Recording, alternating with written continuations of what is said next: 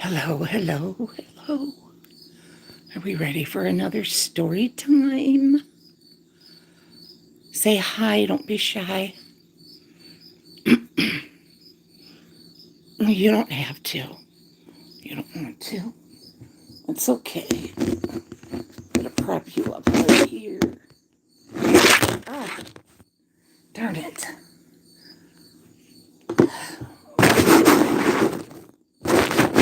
Sorry.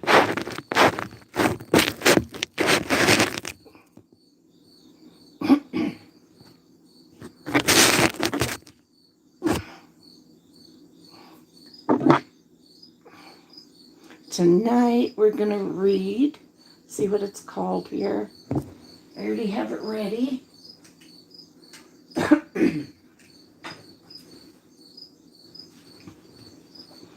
And it's called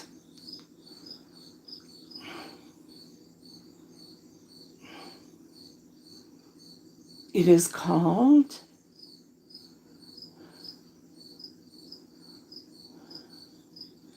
Let me scroll to it. It's called Hold on, I'm getting it. I'm getting it. Okay, it's called Table for Two. Table for Two. How about that? Table for Two. Let's see if I can prop you guys up here. Hi, Karen. Oh, I'm going to try to prop you up here on this chair. Sorry, it's so dark. Can you hear the crickets?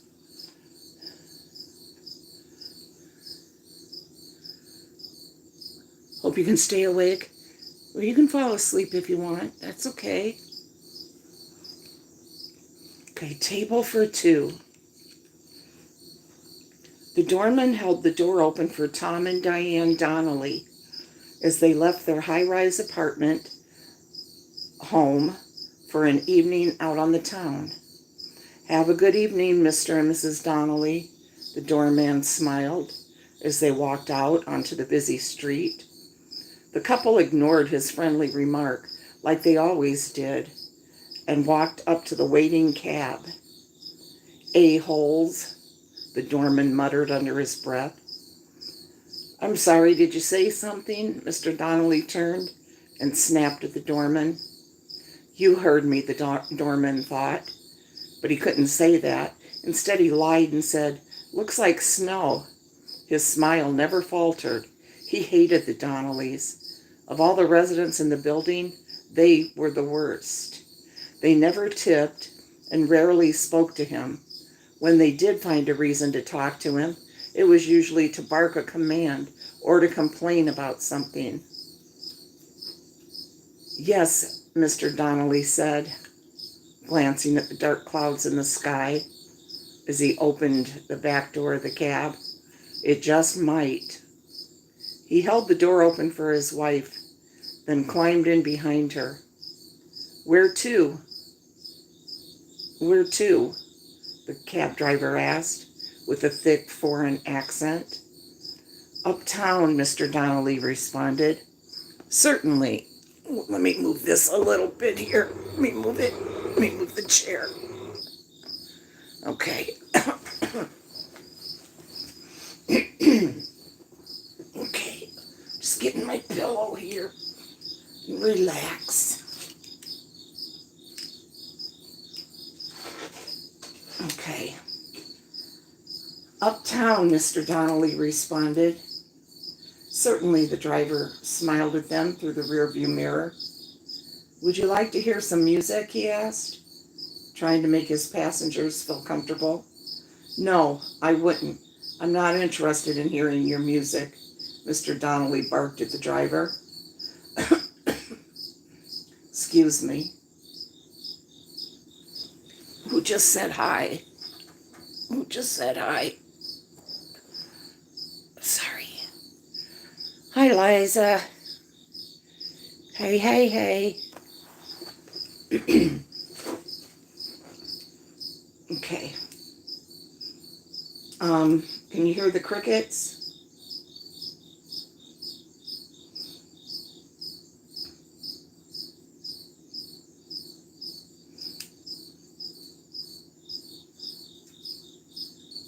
Would you like to hear some music? He asked, trying to make his passengers feel comfortable. No, I wouldn't. I'm not interested in hearing your music, Mr. Donnelly barked at the driver. My apologies, sir. I just thought you or the lovely lady would. Mr. Donnelly cut him off before he could finish. What I would like is for you to stop talking and drive. And keep your eyes off my wife. The cab driver drove the couple uptown and didn't say a word until they arrived at their stop. That will be $7.85, the driver said, stopping the meter. Mr. Donnelly pulled out his wallet and counted out 8 $1 bills and handed them to the driver, who accepted them without saying a word and put them in his collection bag. Keep the change, Mr. Donnelly said as he got out of the cab. I don't like having loose change in my pocket. Mr. Donnelly slammed the door shut before the driver could finish. The driver pulled away as Tom and Diane walked up the block to their destination, a 4-star French restaurant named Dufour's. Was that not the ugliest man you've ever seen? Diane asked her husband as they walked. Who, the cab driver? Tom responded. He certainly wasn't handsome, but I've seen uglier. Remember that homeless man in the park? That guy was ugly. Yeah, he was. She remembered the homeless man and the collection of warts that covered his face. But he wasn't ugly in a creepy way like the cab driver. He was so pale and thin. And did you see his teeth when he smiled? They looked like horse teeth. They were so long and blocky. She shuddered at the thought of him. He looked like he was ill. You don't think he was contagious, do you? I doubt it, Tom answered. He's probably just poor. Lots of poor people look malnourished like that. Tom and Diane were greeted at the entrance of Dufour's by an usher that held the door open for them. They walked into the restaurant and up to the hostess. Reservation for Donnelly, Tom said, before the hostess could greet them. Excuse me.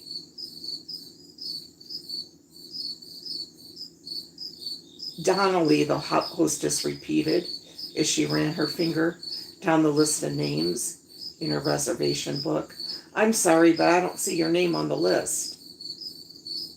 What do you mean you don't see my name on the list?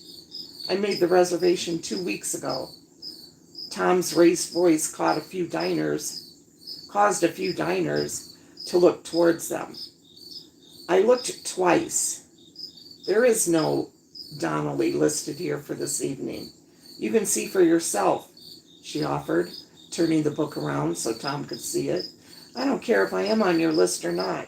I made a reservation for tonight, and you are going to seat me, Tom declared. A tall man in a black tuxedo quickly walked up behind the hostess. He used his fingers, he used his fingers to flatten out. Hi, Element.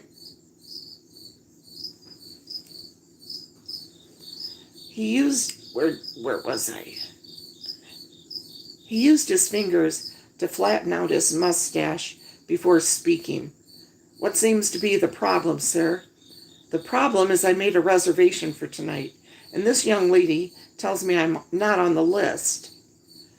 Tom pointed at the hostess. What name is the reservation under? Donnelly. The man ran his finger down the page. I'm sorry, sir, but your name is not on the list for tonight. Are you sure it was for this evening? I'm positive, Tom said through gritted teeth. The man flipped through the pages of the reservation book. Aha, he declared. It would appear that your reservation is for next Friday night. Excuse me.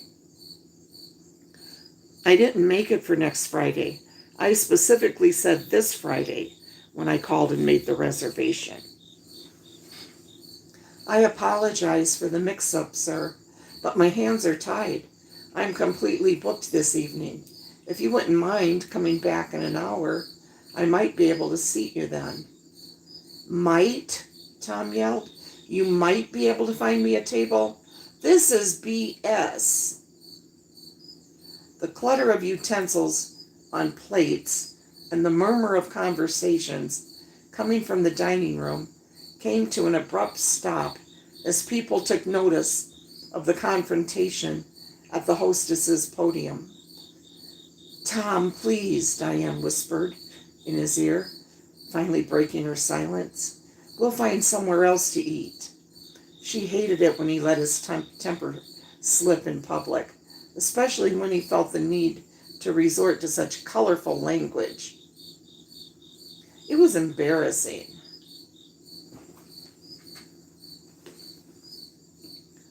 I thought you wanted to eat here, he turned to his wife, an annoyed look on her face. I did, but not like this. Let's just go somewhere else. She tilted her head and gave Tom her best doe-eyed look to diffuse his temper, a look Tom had not been able to resist in the 20 years that they'd been married. Tom sighed, all right, let's go. He motioned for his wife to lead the way out, and he followed behind her. As he walked out, he stopped in the doorway and turned back to address the hostess and the man he assumed was the manager. My reservation better still be here when I return next Friday. I will see to it personally, sir, the manager smiled, thankful that the ordeal was over. Tom and Diane walked up the street. Excuse me. What? What was that? This chat keeps going away.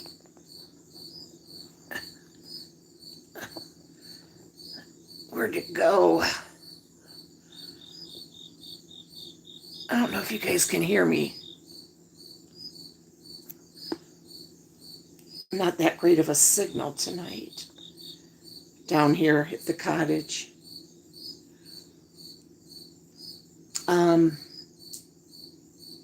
You hear? Okay, good. Coffee and Donuts, that's who it was. I was trying to see your name. Hello, hello. Okay, let's see. Tom and Diane walked up the street, neither one sure of where they should go. This is your night. Where would you like to eat? Tom asked Diane. I'm not sure. We've eaten at every restaurant in town. I want something new, something different. There's a McDonald's around the block, Tom joked. Ha ha, very funny. You can eat there if you like. I know how much you love to mingle with the commoners, she joked back. Wow, they're a couple of snobs, aren't they? I bet we'd get better service than the place we just left. Diane didn't respond. Something had caught her attention. Tom had to stop and double back once he realized his wife had stopped walking. What do you suppose is down there? She nodded towards the narrow, dimly lit cobblestone street, wedged between two buildings.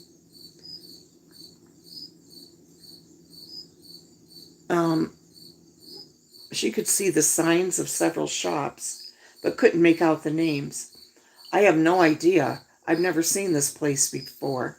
Of all the times we've walked this street, this is the first time I've seen of it, and I would have missed it if you hadn't pointed it out. It looks rather quaint, doesn't it? Like something out of the early 1900s. She reached out and grabbed Tom's hand and started to lead him down the street. Let's go have a look. They walked down the empty street, looking into the windows of the shops they passed. The first one they came to was a bookstore with a window display filled with books. How to Get Away with Murder, The Art of Death, A Clean Kill? Tom read the titles to himself as they passed by. The next shop was a tailor and a launderer. The one after that was a combination of a sporting goods shop and hardware store. At least that's what Tom assumed as he viewed the collection of tools and weapons displayed in the window. What an odd assortment of shops, Tom thought. Look, a restaurant, Diane pointed as she pulled Tom towards the open door. Do you smell that? She took a deep breath, inhaling the aroma. It smells so good. I thought you wanted to look inside one of the shops. I did until I got a whiff of whatever they're cooking in there. I didn't realize how hungry I was. We can look after we eat. You're the boss, Tom said, following her into the restaurant. Oh, let me take a sip of this water. Marijuana.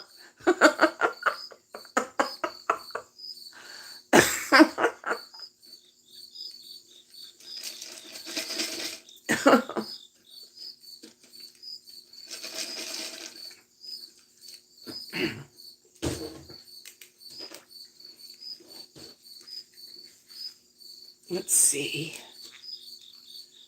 Now you got me looking for the word marijuana. He had to admit the smell permeating the place was mouth-watering. The image of a large steak cooked over an open flame, while the fat dripped off of it and sizzled in the heat, filled his mind. His stomach grumbled in anticipation of the meal to come. Yum, yum, yum. That sounds good, though, doesn't it? That steak. Marijuana. Welcome to Pickman's, a tall, thin man with pale skin greeted them near the door. He was wearing a large white apron over a white button-up shirt with a black bow tie fastened around his neck. Table for two? He inquired of the couple. Yes, Diane answered. Right this way. He led Tom and Diane across the hardwood floor to a candlelit table in the back corner. He placed 2 menus on the table and waited for his guests to sit down. Tom pulled out a chair for Diane, then sat down himself. He glanced around the small dining area.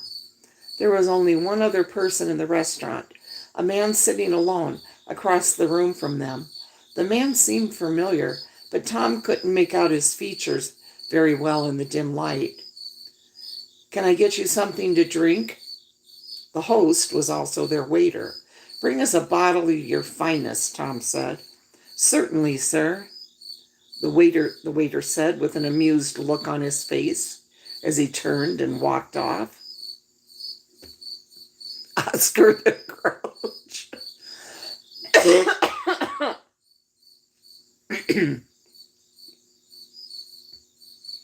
Let's see. What's up with him?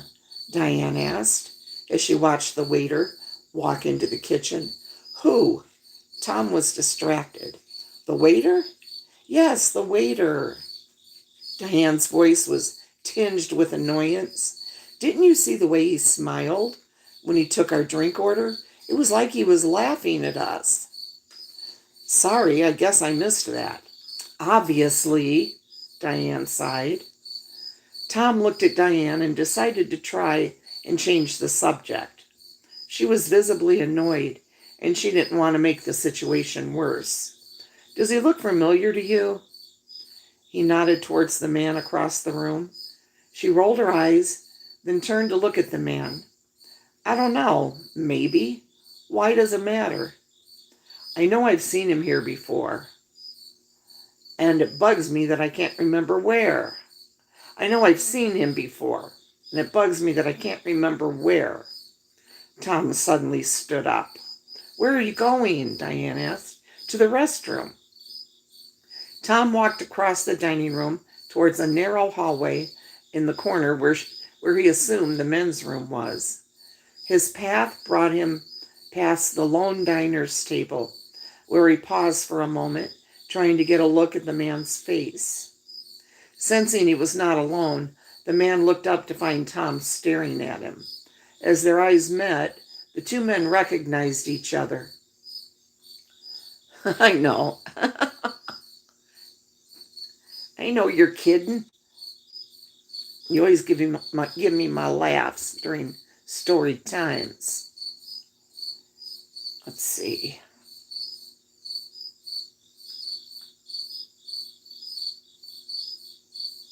I lost my place.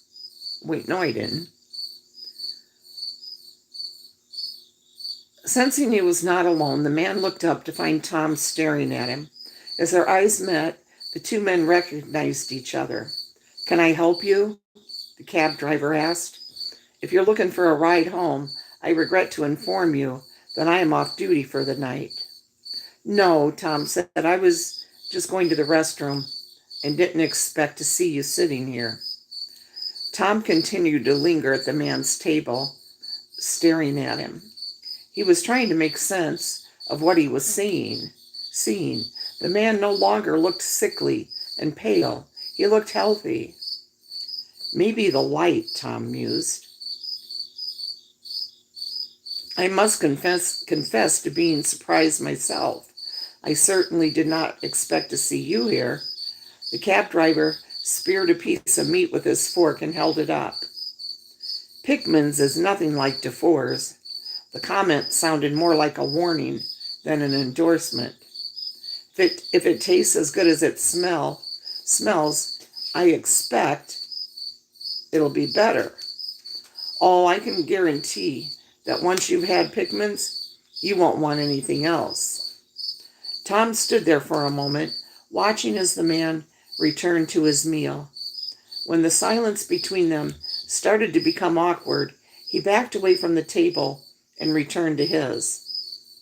I thought you were going to the restroom, Diane said, as Tom sat down. She had watched him walk over and talk to the man, then return. That was just an excuse so I could get a better look at him, Tom nodded towards the cab driver. And? Diane asked. When Tom didn't immediately respond, she clarified her question. Do you know him? It's the cab driver, he replied, the one that dropped us off in front of Dufour's. Diane turned and stared across the room at him. That's the cab driver? He looks so different. Her voice was loud enough to carry across the room. Before Tom could reply, the waiter returned and set 2 wine glasses on the table in front of each of them. Then he pulled the cork out of the bottle he was holding and poured a dark burgundy liquid into the glasses. Tom picked up his glass and sipped the thick liquid. He puckered his lips at the unexpected saltiness of his drink. Oh, that's awful, Diane said with a grimace. What kind of wine is this? Tom held his glass out to the waiter. It's a hybrid red wine, the waiter said, emphasizing the word red.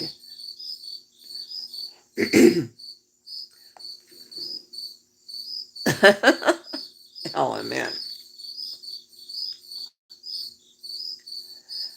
Tom had heard of hybrid wines, but the idea of wine mixed with other types of alcohol disgusted him.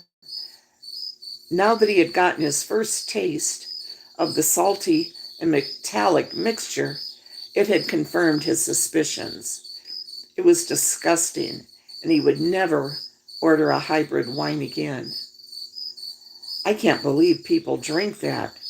Tom's severe dislike for the drink was evident on his face. The waiter smiled, showing his teeth. They looked unnaturally long, yet they were familiar. Uh-oh. Tom had seen teeth like that before.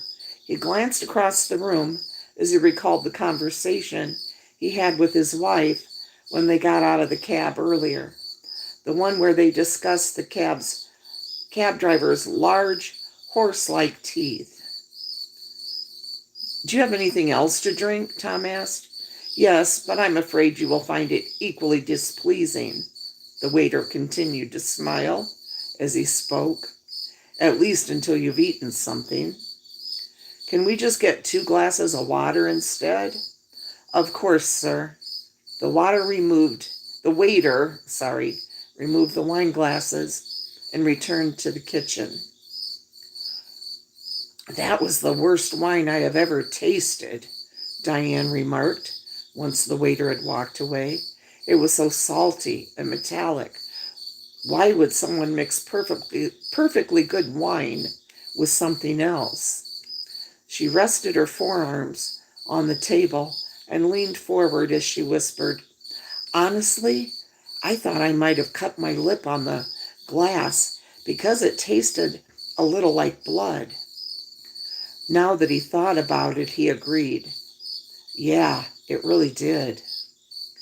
The waiter returned and placed 2 glasses of ice water on the table.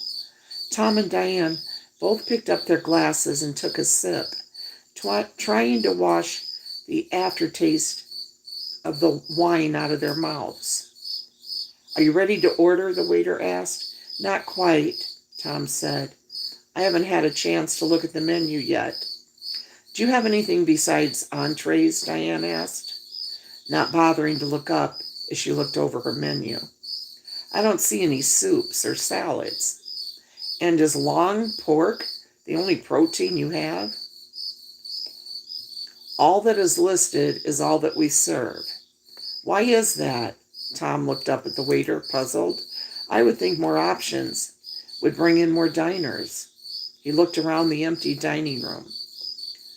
"We are a small establishment that caters to select clientele." Tom picked up his menu and quickly scanned the list of entrees. "I'm not that fond of pork, but if that is what I smell coming from your kitchen, I'm willing to give it another try." The waiter smirked at Tom's comment. "I'll give you a few moments to make your selection." He then walked across the room to the cab driver's table. "He gives me the creeps," Diane whispered. "The way he smiles. And those teeth? What is up with those teeth? I bet he and the cab driver have the same dentist."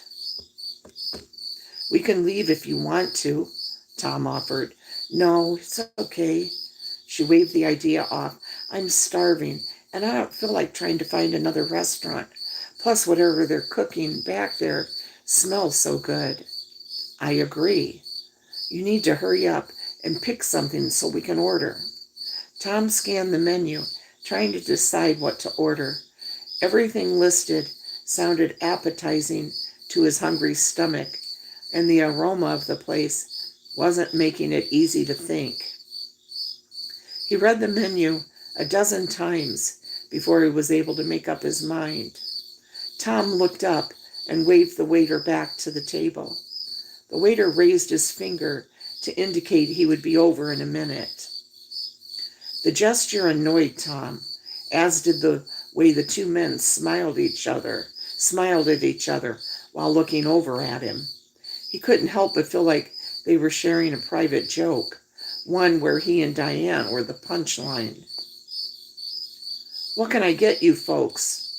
the waiter asked once he finally returned. "You go first," Tom nodded at Diane. Excuse me. "I'll have the filet," Diane told the waiter while handing him her menu.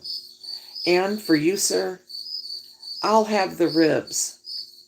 "Excellent choices," the waiter proclaimed as he took Tom's menu.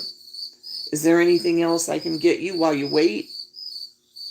Tom looked over at Diane, who was shaking her head. "I think we're good," he replied. "Very well," the waiter said. "Your food will be out shortly." Then he turned and walked off towards the kitchen. 10 minutes later, the waiter returned, carrying 2 large plates, one in each hand. He placed the first plate in front of Diane and the other one in front of Tom. He then reached into his apron and pulled out 2 rolled sets of silverware and set them next to the plates. Get another sip here.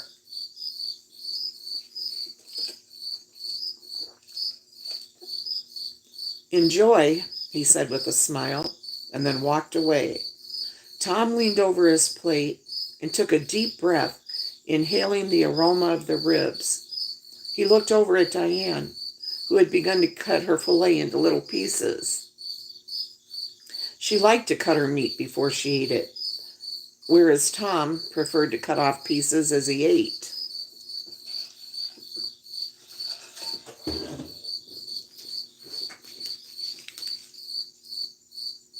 He grabbed one of the ribs and pulled it away from the rest of the rack, biting off a chunk. The meat was so tender and juicy and seasoned perfectly. He took another bite, then another. In a matter of seconds, he had picked the bone clean and was sucking the greasy residue off of it. "Tom," Diane chided. He didn't normally eat so noisily. The slurping sound was irritating her, more so than it usually would. Tom looked down at the cleaned bone and slowly set it down on his plate. "Sorry," he apologized. "I didn't realize I was making so much noise." He pulled another rib off the rack and took a bite out of it. "These are the best ribs I have ever eaten," he said, around a mouthful of meat. "I can tell, but that doesn't mean you have to eat them like a caveman." Diane was also enjoying her dinner, more than she ever thought possible. That is why she was cutting her filet into small pieces and savoring every bite like it was a sip of fine wine. She didn't see how Tom could be enjoying his meal the way he was inhaling it. Tom continued to devour his ribs, trying to be quiet about it. As he ate, he watched Diane daintily cut a small slice off her filet and put it in her mouth. Watching her was annoying. It was like watching a bird eat a bowl of seeds, one seed at a time. He could have devoured her entire steak in no time. The way she was eating, it would take her all night. "Something wrong?" Diane asked, wondering why her husband was glaring at her. "No, just wondering if you liked your dinner." "Yes, it's delicious. I dare say it might be the finest cut of meat I've ever had, but I don't think it's as good as your ribs," she said, pointing at his plate with the fork she was holding. "Why do you say that?" he asked, pulling a chunk of meat off the rib he was holding and popping it into his mouth. He smacked his lips as he chewed. Diane glared back at Tom. The answer to his question would be apparent to him if he would watch himself eat. "Why are you looking at me like that?" He narrowed his eyes at Diane. "If you could see yourself, you wouldn't have to ask." She cut a small piece of meat from her steak and speared it with her fork. Tom looked down at his plate of half-eaten ribs and then at his grease-covered palms before returning his disdainful gaze to Diane. "Are you calling me a pig?" "I'm not calling you anything, but it wouldn't hurt to chew with your mouth closed and use your napkin every once in a while." She pointed at the folded up piece of cloth sitting on the table in front of him. "Excuse me for actually enjoying my food." Tom's raised voice got the attention of the waiter, who was sitting in the corner, rolling silverware. He looked over at the couple, a smile slowly creasing his cheeks. "It won't be long now," he thought to himself. "At least it doesn't take me an hour to eat," Tom continued, his voice drowning out all the other sounds. "Daintily cutting your steak into teeny tiny pieces."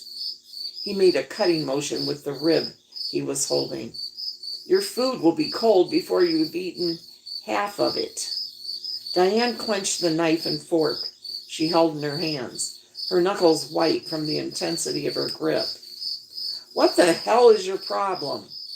She hissed as she rested her arms on the table and leaned towards Tom.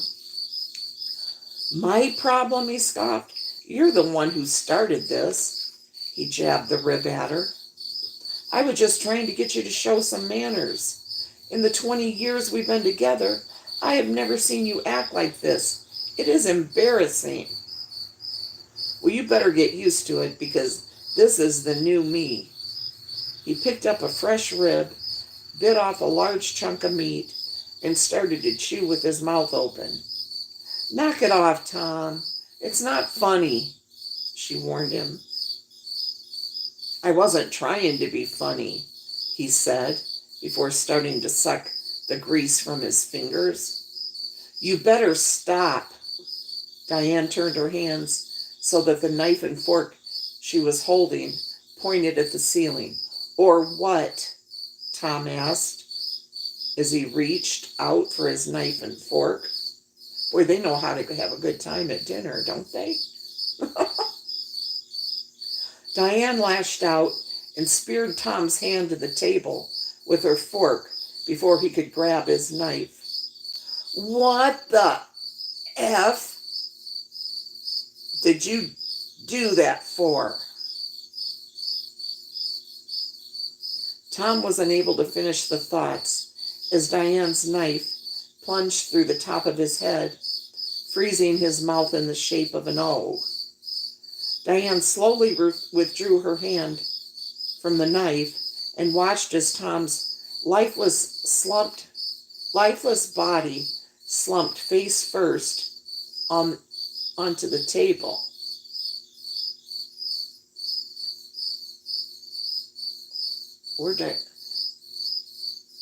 And watched it. I had to do it, she thought. It was him or me. I was just defending myself. The moment Tom started to reach for his knife, she knew she had to stop him. She saw the look in his eye and what he had intended to do. If she hadn't acted, it would have been her lying face down on the table. Diane sat for a moment, trying to make sense of what had just happened. She should be horrified, but she wasn't. She was relieved. All she wanted was to enjoy her meal, to be able to eat it in peace and savor each delicious bite. Now that Tom was dead, she could. Oh my God. Diane couldn't believe that she still had an appetite after killing Tom, but she did. She felt ravenous. In addition to being hungry, she also felt a little aroused.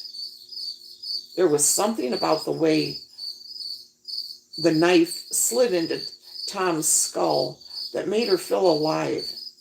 It had awakened something within her. I wonder how he would taste, pan-fried with butter. The unexpected thought made Diane smile. She dipped her index finger in the pool of blood that was collecting on the table and put it in her mouth. What are you saying? Let's see. Gotta see what you're saying there, Element.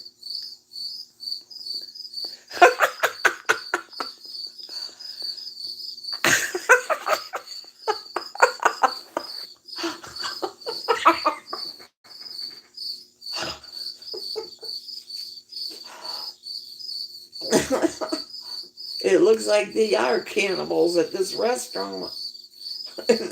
Those are some happy crickets. So you don't want to go out with Tom and Diane.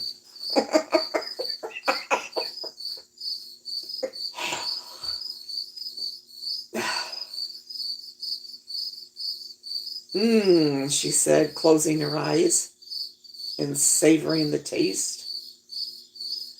Shall I take this away for you? The sudden voice snapped Diane back to reality.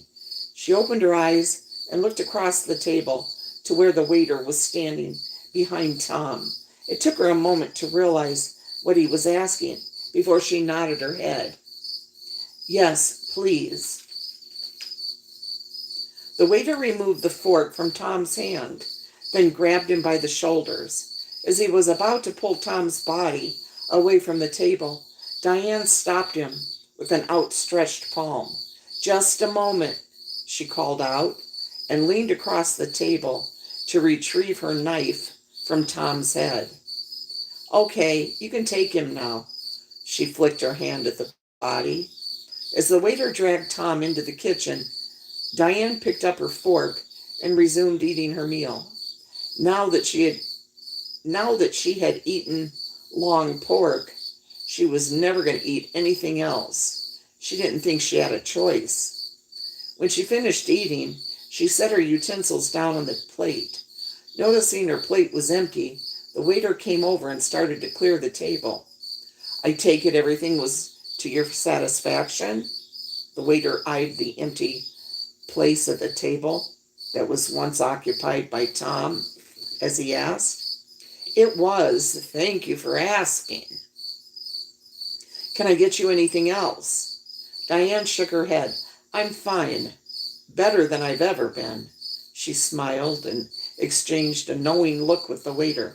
How much do I owe you? She asked, reaching for her purse. The waiter returned her smile. The first one is always free.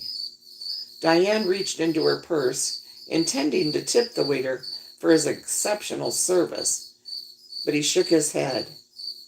Tipping is not permitted, he said. Besides, you gave us plenty. He nodded towards the kitchen. It has been a pleasure, Diane said as she got up. The waiter bowed at the compliment. As Diane walked towards the exit, the cab driver stopped her. In all of the excitement, she had forgotten he was there. One moment, ma'am, the cab driver said as she walked by his table. Let me give you a ride home. He stood up. There is much to discuss if you're going to be joining us. That would be wonderful, she said, heading for the door. The cab driver was a couple of steps behind her. Before she opened the door, she turned and called to the waiter. How long until you've updated the menu? The waiter smiled. He knew she was asking when her husband's body would be prepped and ready to eat. Our menu is updated daily, he replied. Care to join me for dinner tomorrow night? She turned and asked the cab driver. I don't like dining alone. It would be my pleasure, he said. I'd like to make a reservation. She looked over at the waiter, then back to the cab driver. A table for two. The end. And some happy crickets.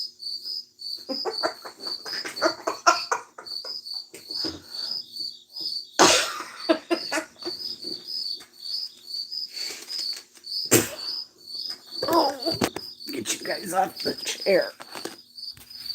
It's awful dark in here.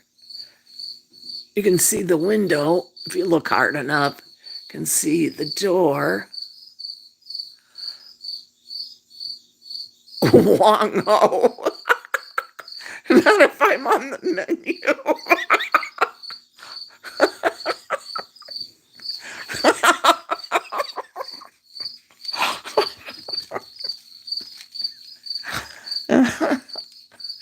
It's so funny.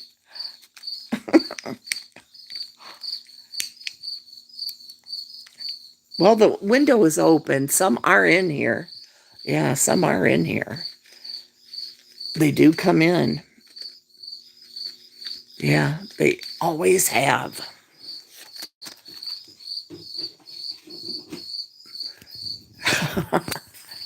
Well, thanks. We had just a small little handful tonight, but I appreciate you coming. Coffee and donuts and Karen, LMN.